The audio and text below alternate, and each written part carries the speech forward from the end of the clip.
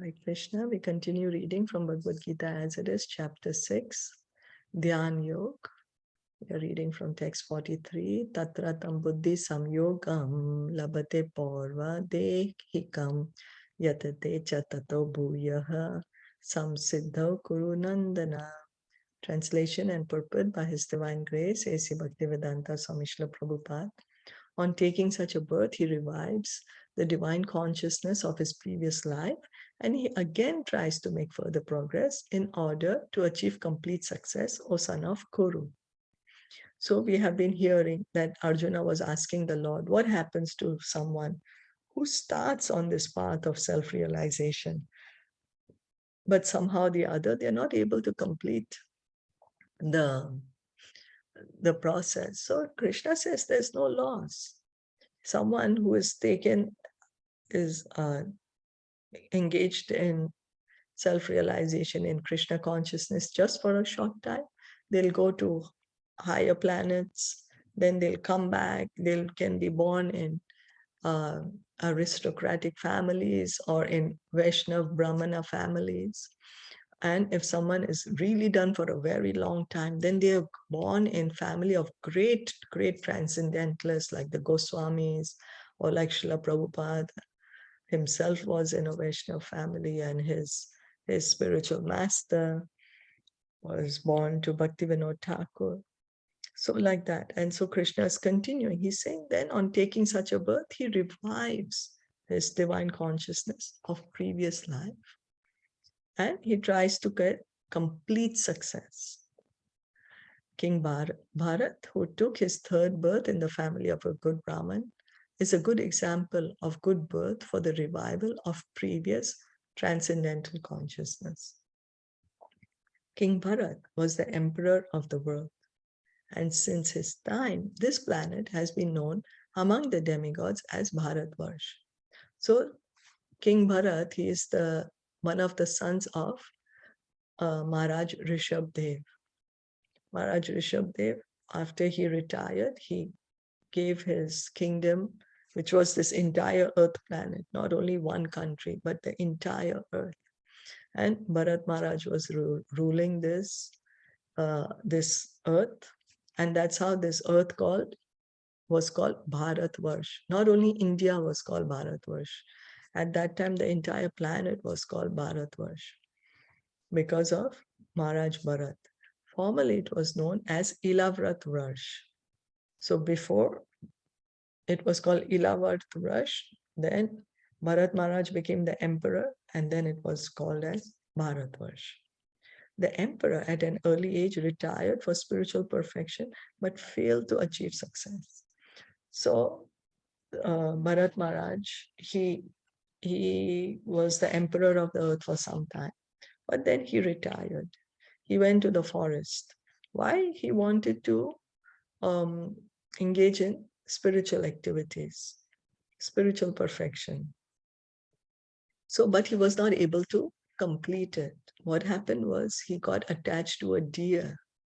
He got attached to a deer. And so he stopped his spiritual practice because he had no association. There was no one else around him to tell him that, oh, you know what? You're stopping your spiritual practice and you're getting attached to a deer. So don't do that.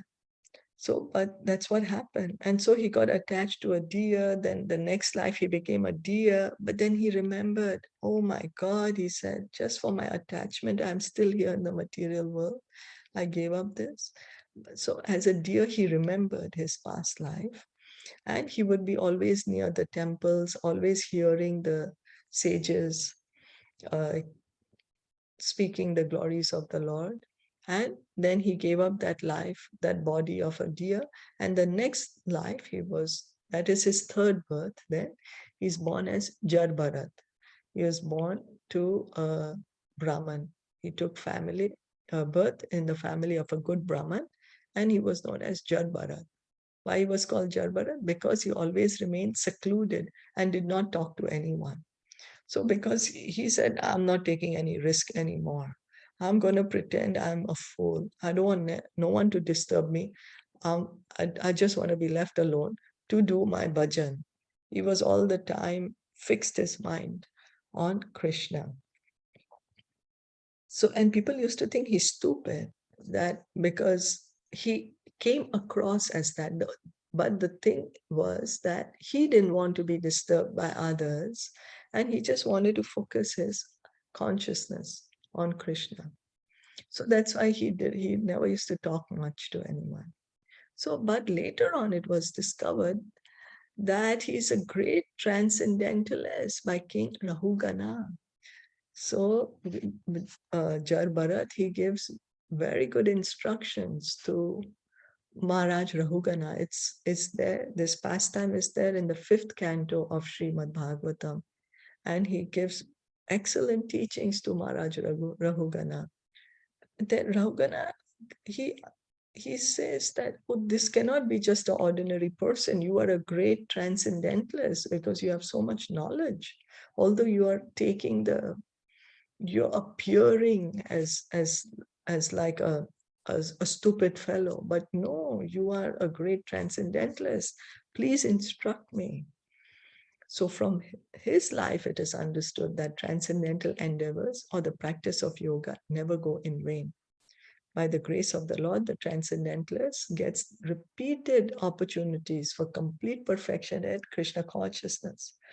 So Maharaj Bharat, he is an example for us. He's being an instrument in the hands of Krishna to show us that we should not give up hope, that we should um, endeavor in this path of Krishna consciousness with determination and patience. And that, okay, even if in this life I can't perfect it, in the next life, Krishna will give me a chance to perfect it. And if not in that, then he'll give me another life to perfect it.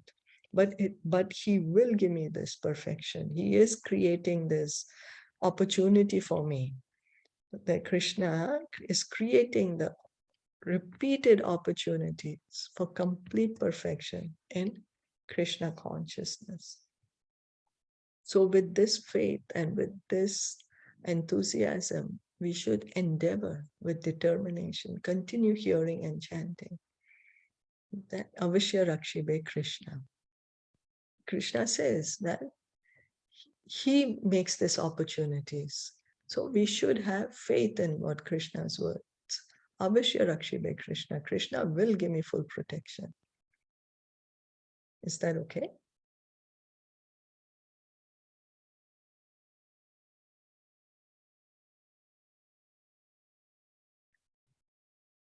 Yes. So we'll stop here for today then. Bhagavad Gita ki jai, Shila Prabhupada ki jai, Gaur Bhakta Vrinda ki jai. Hare Krishna.